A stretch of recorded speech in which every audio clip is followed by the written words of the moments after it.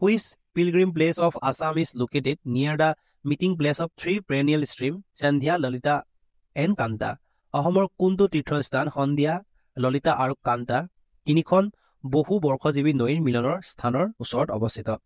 Correct এনচাৰটো হ'ব option B বৈশিষ্ট্য আশ্ৰম। আৰু বৈশিষ্ট্য আশ্ৰম ৰাজেশ্বৰ সিংহই কনষ্ট্ৰাক্ট কৰিছিলে, বনাইছিলে। Which national park in Assam has its western boundary marked by Sangus River along the interstate boundary of West Bengal? অসমৰ কোনখন ৰাষ্ট্ৰীয় উদ্যানৰ পশ্চিম সীমা পশ্চিমবংগৰ আন্তঃৰাজ্যিক সীমাৰেখাৰে শংকুচ নদীৰ দ্বাৰা চিহ্নিত কৰা হৈছে? চ' কাৰেক্ট এনচাৰটো হ'ব option C Raimona national park, Raimona ৰাষ্ট্ৰীয় উদ্যান। তাৰ পাছত Assam shares the shortest boundary with which state? অসমে কোনখন ৰাজ্যৰ সৈতে আটাইতকৈ চুটি সীমাৰেখা ভাগ কৰে? চ' কাৰেক্ট এনচাৰটো হ'ব অপশ্যন চি ত্ৰিপুৰা। আমি মনত ৰাখিব লাগিব যে অসমে ভাৰতৰ 7খন ৰাজ্যৰ সৈতে বাউণ্ডৰী শ্বেয়াৰ কৰে। সেই ৰাজ্যকেইখন হ'ল পশ্চিমে পশ্চিমবংগ আৰু উত্তৰ আৰু পূবত অৰুণাচল প্ৰদেশ, পূবত নাগালেণ্ড, মণিপুৰ আৰু দক্ষিণে মিজোৰাম, ত্ৰিপুৰা আৰু মেঘালয়। মানে পশ্চিমবংগ, অৰুণাচল প্ৰদেশ, নাগালেণ্ড, মণিপুৰ, মিজোৰাম, ত্ৰিপুৰা আৰু মেঘালয়। আটাইতকৈ লংগেষ্ট বাউণ্ডৰী কৰে মেঘালয়ৰ লগত 884.90 কিলোমিটাৰ, আৰু আটাইতকৈ শ্বৰ্টেষ্ট বাউণ্ডৰী শ্বেয়াৰ কৰে ত্ৰিপুৰাৰ লগত 46.30 কিলোমিটাৰ। লগতে মনত ৰাখিব লাগিব যে অসমে দুটা ইণ্টাৰনেশ্যনেল বাউণ্ডৰী শ্বেয়াৰ কৰে, সেই দুখন দেশ হ'ল ভূটান আৰু Bangladesh. At present how many national parks are there in Assam? বৰ্তমান অসমত কিমানখন ৰাষ্ট্ৰীয় উদ্যান আছে? কাৰেক্ট এনচাৰটো হ'ব অপশ্যন ডি 8খন। 2024 চনৰ 15 আগষ্টৰ আগলৈকে অসমত ৰাষ্ট্ৰীয় উদ্যানৰ সংখ্যা আছিলে 7খন। ৰিচেণ্টলি 2024 চনৰ 15 আগষ্ট তাৰিখে অসমৰ সন্মানীয় মুখ্যমন্ত্ৰী হিমন্ত বিশ্ব শৰ্মা ডাঙৰীয়াই নতুনকৈ আৰু এখন ৰাষ্ট্ৰীয় উদ্যান ঘোষণা কৰিছিল, আৰু সেই ৰাষ্ট্ৰীয় উদ্যানখনৰ নাম হৈছে শিখনা জহৱালাও ৰাষ্ট্ৰীয় উদ্যান।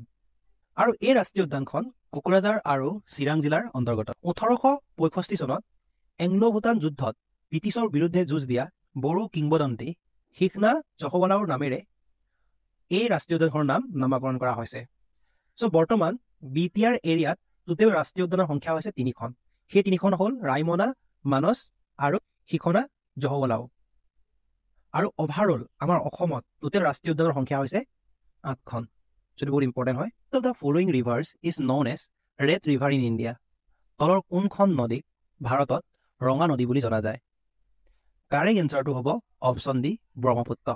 প্ৰায় 2900 কিলোমিটাৰ দৈৰ্ঘ্যৰ ব্ৰহ্মপুত্ৰ নদী পৃথিৱীৰ ভিতৰতে 15 নম্বৰ দীঘল নদী হয়, মানে 15 লংগেষ্ট ৰিভাৰ হয়, আৰু ই ভাৰতৰ একমাত্ৰ পুৰুষ নদী হয়। Where was the first book fair of Assam held? অসমৰ প্ৰথমখন গ্ৰন্থমেলা ক'ত অনুষ্ঠিত হৈছিল? অপশ্যনবোৰৰ কাৰেক্ট এনচাৰটো হ'ব অপশ্যন চি নগাঁও। তাৰ পাছত in which district of Assam is the only Gurudwara Shri Guru Tegh Bahadur Sahib located? অসমৰ কোনখন জিলাত একমাত্ৰ গুৰুদ্বাৰা শ্ৰী গুৰু টেগ বাহাদুৰ চাহিবৰ গুৰুদ্বাৰা অৱস্থিত? কাৰেক্ট এনচাৰটো হ'ব অপশ্যন চি ধুবুৰী। এইখন গুৰুদ্বাৰা অসমৰ ধুবুৰী জিলাৰ ব্ৰহ্মপুত্ৰ নদীৰ পাৰত অৱস্থিত। শিখসকলৰ প্ৰথম গুৰু গুৰু নানক দেৱে 1505 খ্ৰীষ্টাব্দত ঢাকাৰ পৰা অসমলৈ আহোঁতে এই স্থানত তেওঁ শ্ৰীমন্ত শংকৰদেৱক লগ পাইছিলে। চ' এই কুৱেশ্যনটো বহুত দৰকাৰী হয়। তাৰ পাছত which city in Assam is known as the oil city of Assam? অসমৰ কোনখন চহৰক অসমৰ তৈল চহৰ বুলি জনা যায়? কাৰেক্ট এনচাৰটো হ'ব অপশ্যন চি ডিগবৈ। ডিগবৈ তেল শোধনাগাৰক ভাৰতৰ তেল উদ্যোগৰ জন্মস্থান বুলি জনা যায়। ই এছিয়াৰ প্ৰথম শোধনাগাৰ আৰু এতিয়াও কাৰ্যক্ষম অৱস্থাত থকা আটাইতকৈ পুৰণি শোধনাগাৰ। চ' আমি কেইটামান পইণ্ট মনত ৰাখিব লাগিব যে 1867 চনত ডিগবৈ তৈলক্ষেত্ৰ আৱিষ্কৃত হৈছিলে। চ' এইটো বহুত ইম্পৰ্টেণ্ট পইণ্ট হয়, এক্সামত আহে। তাৰপাছত 1889 চনত ডিগবৈত এছিয়াৰ ভিতৰত সৰ্বপ্ৰথম ব্যৱসায়িক ভিত্তিত তেল উৎপাদন আৰম্ভ হয়।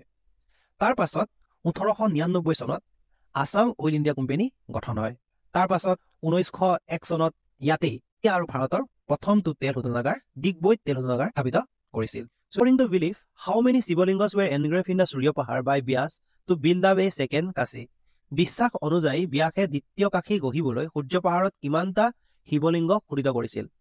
কাৰেক্ট এনচাৰটো হ'ব অপশ্যন এ 99,999। চ' এই কুৱেশ্যনটো বহুত ইম্পৰ্টেণ্ট, আৰু শ্ৰী সূৰ্য পাহাৰ আছে গোৱালপাৰা জিলাত। চ' এইটো এক্সামত আহে। The place where limestone is found in Assam is অসমৰ চূণশিল পোৱা ঠাইখনৰ নাম কি? কাৰেক্ট এনচাৰটো হ'ব অপশ্যন এ দিলাই পাহাৰ। তাৰ পাছত which of the following river divides West Bengal and Assam? তলৰ কোনখন নদীয়ে পশ্চিমবংগ আৰু অসমক বিভাজিত কৰে? কাৰেক্ট এনচাৰটো হ'ব option B Sankosh river. Which river in Assam is famous for river dolphins? তলৰ কোনটো নদী ডলফিন নদী হিচাপে বিখ্যাত? কাৰেক্ট এনচাৰটো হ'ব option A Kulsi. Which district was separated from Assam and given to East Pakistan in 1947? কোনখন জিলা অসমৰ পৰা পৃথক হৈ 1947 চনত পূব পাকিস্তানক দিয়া হৈছিল? কাৰেক্ট এনচাৰটো হ'ব অপশ্যন বি চিলেট। তাৰ পাছত in which location the Manas river joins the Brahmaputra river? কোনটো স্থানত মানস নদী ব্ৰহ্মপুত্ৰ নদীৰ লগত মিল যায়? কাৰেক্ট এনচাৰটো হ'ব অপশ্যন ডি যোগীঘোপা। তাৰ পাছত দ্য লাৰ্জেষ্ট এগ্ৰিকালচাৰেল বেছ ইণ্ডাষ্ট্ৰী ইন আছাম ইজ? অসমৰ আটাইতকৈ বৃহৎ কৃষিভিত্তিক উদ্যোগটো হ'ল? কাৰেক্ট এনচাৰটো হ'ব option C T industry. What is the length of Brahmaputra in India? ভাৰতবৰ্ষত ব্ৰহ্মপুত্ৰ নদীৰ দৈৰ্ঘ্য কিমান? চ' কাৰেক্ট এনচাৰটো হ'ব অপশ্যন চি 916 কিলোমিটাৰ, 916 কিলোমিটাৰ। তাৰ পাছত which one of the following refineries in Assam is known as Assam একৰ ৰিফাইনেৰী? অসমৰ তলৰ কোনটো শোধনাগাৰক অসম চুক্তি শোধনাগাৰ বুলি জনা যায়? কাৰেক্ট এনচাৰটো হ'ব অপশ্যন বি নুমলীগড় ৰিফাইনেৰী। তাৰ পাছত the population density in Assam according to the 2011 census 2011 লোকপিয়ল মতে অসমৰ জনসংখ্যা ঘনত্ব কিমান? কাৰেক্ট এনচাৰটো হ'ব option A. When did Transport Department of Assam was established? কেতিয়া অসমৰ পৰিবহণ বিভাগ স্থাপন কৰা হৈছিল? কাৰেক্ট এনচাৰটো হ'ব option B 1948। Which of the following district in Assam has highest population? অসমৰ নিম্নলিখিত কোনখন জিলাৰ জনসংখ্যা সৰ্বাধিক? কাৰেক্ট এনচাৰটো হ'ব অপশ্যন চি নগাঁও। আৰু আটাইতকৈ কম পপুলেশ্যন আছে মাজুলীত। তাৰপাছত percentage of eri produce by Assam in the total production of India is? ভাৰতৰ মুঠ এৰি উৎপাদনৰ কিমান শতাংশ অসমে উৎপাদন কৰে? কাৰেক্ট এনচাৰটো অপশ্যন চি 65%। তাৰপাছত which district is known for its traditional mukha shilpa? পৰম্পৰাগত মুখা শিল্পৰ বাবে কোনখন জিলা পৰিচিত? কাৰেক্ট এনচাৰটো হ'ব option A Majuli. At present the largest district in Assam on the basis of area? অসমৰ বৰ্তমান সৰ্বাধিক মাটিকালি থকা জিলাখন কোনটো? কাৰেক্ট এনচাৰটো হ'ব অপশ্যন ডি কাৰ্বি আংলং। আৰু আটাইতকৈ কম মাটিকালি থকা জিলাখন হ'ল চাউথ চালামাৰা মানকাছাৰ। তাৰ পাছত in which year T was discovered in Assam? কোন চনত অসমত চাহ আৱিষ্কাৰ কৰা হৈছিল? কাৰেক্ট এনচাৰটো হ'ব অপশ্যন বি 1823। চ' স্কটলেণ্ডৰ ৰবাৰ্ট ব্ৰুছে চাহ ডিছকভাৰ কৰিছিলে অসমত 1823 চনত। তাৰ পাছত which district of Assam has the highest number of T gardens? অসমৰ কোনখন জিলাত চাহ বাগিচাৰ সংখ্যা সৰ্বাধিক? তাৰ কাৰেক্ট এনচাৰটো হ'ব অপশ্যন ডি ডিব্ৰুগড়। তাৰ পাছত how many world heritage sites in cultural category are there in Assam? অসমত সাংস্কৃতিক শিতানত কিমান বিশ্ব ঐতিহ্য ক্ষেত্ৰ আছে? চ' এই কুৱেশ্যনটো বহুত ইম্পৰ্টেণ্ট হয় বিকজ আমাৰ বৰ্তমান ৱৰ্ল্ড হেৰিটেজ চাইট আছে 3টা।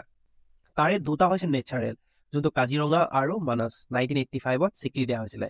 আৰু এটা ৰিচেণ্টলি এটা কালচাৰেল কেটেগৰীত আৰু এটা ৱৰ্ল্ড হেৰিটেজ চাইট স্বীকৃতি দিয়া হৈছে, সেইটো হৈছে চৰাইদেউ মৈদাম।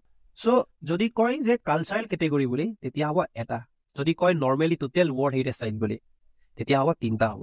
চ' ইয়াত কাৰেক্ট এনচাৰটো হ'ব অপশ্যন এ এটা। তাৰ পাছত which one of the following district of Assam shares the longest international boundary? অসমৰ তলৰ কোনটো জিলাৰ ভিতৰত আটাইতকৈ দীঘল আন্তঃৰাষ্ট্ৰীয় সীমা আছে? কাৰেক্ট এনচাৰটো হ'ব option A Dhubri. Guwahati university was establish in the year? Guwahati বিশ্ববিদ্যালয় কেতিয়া স্থাপিত হৈছিল? কাৰেক্ট এনচাৰটো হ'ব অপশ্যন চি 1948ত। 1948ত গুৱাহাটী বিশ্ববিদ্যালয় স্থাপিত হৈছিলে। তাৰ পাছত which of the following district has maximum rubber plantation in Assam? তলত দিয়া কোনটো জিলাত সকলোতকৈ বেছি ৰবৰৰ বাগান আছে? কাৰেক্ট এনচাৰটো হ'ব অপশ্যন চি গোৱালপাৰা। গোৱালপাৰাত সকলোতকৈ বেছি ৰবৰৰ বাগান আছে। Pakyong airport is located in? Pakyong বিমানবন্দৰ ক'ত অৱস্থিত? কাৰেক্ট এনচাৰটো হ'ব অপশ্যন বি ছিকিম। এই কুৱেশ্যনটো এক্সামৰ অহা দেখা গৈছে। লগতে মনত ৰাখিব লাগিব যে যোৰহাটৰ এয়াৰপৰ্টৰ নাম হৈছে ৰৈৰেয়া, ডিব্ৰুগড়ৰ মোহনবাৰী, লখিমপুৰৰ লীলাবাৰী আৰু গুৱাহাটীৰ লোকপ্ৰিয় গোপীনাথ বৰদলৈ ইণ্টাৰনেশ্যনেল এয়াৰপৰ্ট। লগতে ধুবুৰীত যোনটো আছে তাৰ নামটো হৈছে ৰূপসী এয়াৰপৰ্ট আৰু শিলচৰত থকা এয়াৰপৰ্টখনৰ নাম হৈছে Kumbhirgram. In which national park was the vulnerable mainland serow' recently spotted? Recently কোনখন ৰাষ্ট্ৰীয় উদ্যানত মেইনলেণ্ড চেৰ'ক দেখা গৈছিল? কাৰেক্ট এনচাৰটো হ'ব option D Raimona national park. লগতে মনত ৰাখিব লাগিব যে ৰাইমনা নেশ্যনেল পাৰ্ক হৈছে অসমৰ 6 নম্বৰ নেশ্যনেল পাৰ্ক আৰু ৰাইমনা নেশ্যনেল পাৰ্ক সোণালী বান্দৰৰ কাৰণে বিখ্যাত তাৰ পাছত in which year was tea declared the state drink of Assam কোন বছৰত চাহক অসমৰ ৰাজ্যিক পানীয় বুলি ঘোষণা কৰিছিল সো কাৰেক্ট এনসাৰটো হ'ব অপচন সি 2011ত আৰু সেই সময়ত চিফ মিনিষ্টাৰ আছিলে তৰুণ গগৈ পানীৰ পিছত চাহ হৈছে বিশ্বৰ আটাইতকৈ বেছি সেৱন কৰা পানীয় আৰু এক্সামত আহে যে চাহৰ বৈজ্ঞানিক নাম কি বুলি চাহৰ বৈজ্ঞানিক নাম হৈছে কেমেলিয়া সিনেসিস সো এইটো বহুত ইম্পৰ্টেণ্ট আৰু চাহ উৎপাদনত ভাৰতৰ স্থান বিশ্বৰ ভিতৰত ছেকেণ্ড আছে 1 নম্বৰ আছে চাইনা আৰু ইণ্ডিয়াৰ চাহৰ উৎপাদনত 1 নম্বৰটো হ'ল অসম আৰু ছেকেণ্ডটো হ'ল ৱেষ্ট বেংগল তাৰ পাছত which river in Assam is associated with the drilling of the first oil well অসমৰ কোনখন নদী প্ৰথম তৈলকূপ খননৰ লগত জড়িত কাৰেক্ট এনসাৰটো হ'ব অপচন সি নামদাং ৰিভাৰ তাৰ পাছত Jatinga famous for mass suicide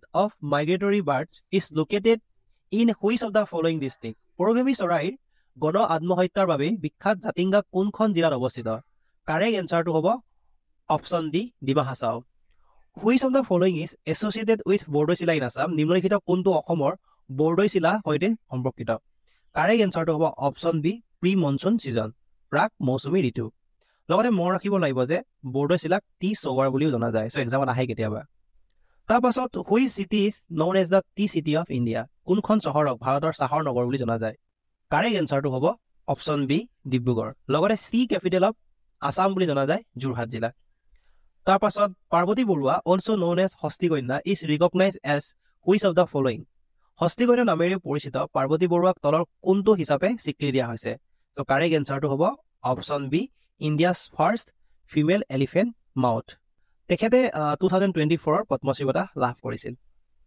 তাৰ পাছত how many biosphere reserves are there in Assam অসমত কিমানটা বায়োস্ফিয়াৰ ৰিজাৰ্ভ জৈৱমণ্ডল সংৰক্ষিত অঞ্চল আছে কাৰেক্ট এনসাৰটো হ'ব অপচন বি দুটা সেইখনৰ নাম হৈছে মানস বায়োস্ফিয়াৰ ৰিজাৰ্ভ আৰু ডিব্ৰু চৈখোৱা বায়োস্ফিয়াৰ ৰিজাৰ্ভ সো এটা কথা মনত ৰাখিব লাগিব যে ডিব্ৰু চৈখোৱা বায়োস্ফিয়াৰ ৰিজাৰ্ভ হৈছে ইণ্ডিয়াৰ আটাইতকৈ স্মলেষ্ট আটাইতকৈ সৰু বায়োস্ফিয়াৰ ৰিজাৰ্ভ হয় তাৰ পাছত Amchang wild life century is located in which of the following district in Assam Amchang বন্যপ্ৰাণী অভয়াৰণ্য অসমৰ কোনখন জিলাত অৱস্থিত কাৰেক্ট এনসাৰ হ'ব অপচন সি কামৰূপ মেট্ৰ তাৰ পাছত in which year the T auction centre in Guwahati was establish কোন চনত গুৱাহাটী চাহ নিলাম কেন্দ্ৰ স্থাপন কৰা হৈছিল কাৰেক্ট এনসাৰটো হ'ব অপচন এ 1970 তাৰ পাছত which place in Assam is famous for the Bare Sahariya Bhaona festival বাৰে চহৰীয়া ভাওনা খবৰ বাবে অসমৰ কোনখন ঠাই বিখ্যাত কাৰেক্ট এনসাৰটো হ'ব অপচন সি জামুগুৰি হাট তাৰ পাছত what is the length of national waterway 2 of Brahmaputra river which connect Dhubri to Sadiya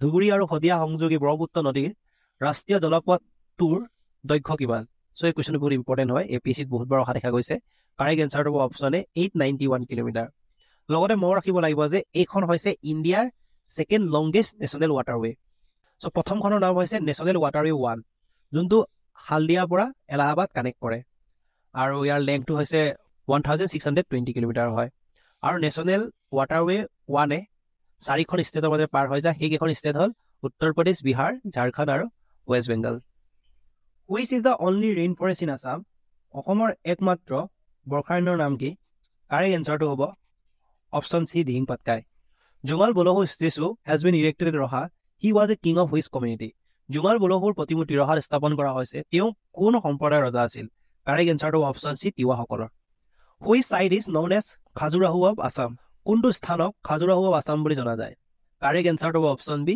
Madan Kamdev দেৱালয় অসমৰ কামৰূপ জিলাৰ বাইহাটা চাৰিআলিত আছে লগতে এইখন দেৱালয় দেৱানগিৰি পাহাৰত অৱস্থিত আৰু খাজুৰাহু টেম্পল আছে মধ্যপ্ৰদেশত তাৰ পাছত on the basis of population size the second largest tribal group of Assam is জনসংখ্যাৰ ভিত্তিত অসমৰ দ্বিতীয় বৃহৎ জনজাতিটোৰ নাম কি কাৰেক্ট এনসাৰটো হ'ব অপচন ডি মিচিং আৰু 1 নম্বৰ আছে বড়োসকল which district is known as the birth place of Bhortal nritya in Assam অসমৰ কোনখন জিলাক ভৰতাল নৃত্যৰ জন্মস্থান বুলি জনা যায় কাৰেক্ট এনসাৰটো হ'ব অপচন বি বৰপেটা লগতে মনত ৰাখিব লাগিব যে অসম বুৰঞ্জীত বৰপেটা সত্ৰভূমি বুলি জনা যায় লগতে বৰপেটা হাতীৰ দাঁত আৰু থলুৱা হস্তশিল্পৰ বাবেও বিখ্যাত আৰু ফাকুৱা হৈছে বৰপেটাৰ প্ৰধান উৎসৱ সো এইটো বহুত ইম্পৰ্টেণ্ট হয় তাৰ পাছত what is the scientific name of কাজি নেমু which has been declared the state fruit of Assam.